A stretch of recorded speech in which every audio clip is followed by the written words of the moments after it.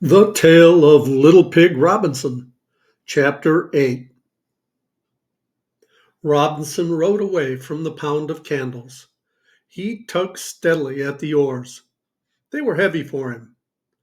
The sun had set, but I understand that in the tropics, I have never been there, there is a phosphorescent light upon the sea. When Robinson lifted his oars, the sparkling water dripped from the blades like diamonds.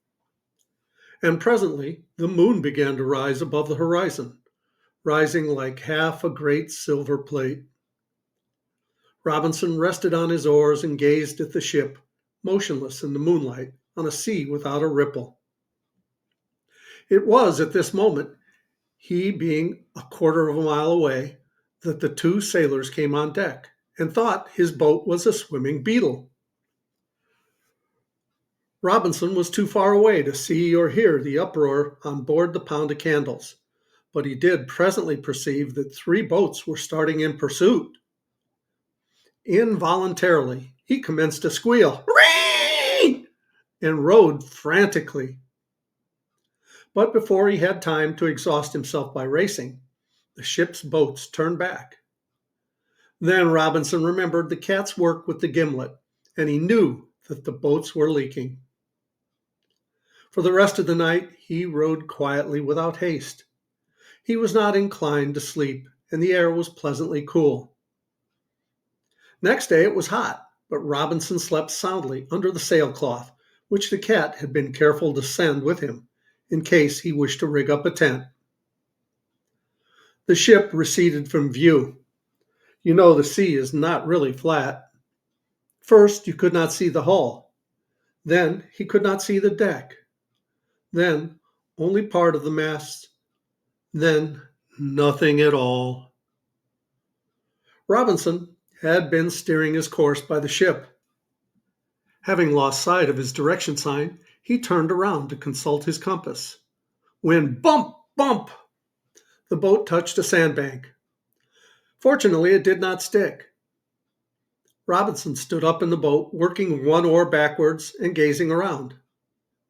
What should he see but the top of the bong tree? Half an hour's rowing brought him to the beach of a large and fertile island. He landed in the most approved manner in the convenient sheltered bay, where a stream of boiling water flowed down the silvery strand. The shore was covered with oysters. Acid drops and sweets grew upon the trees.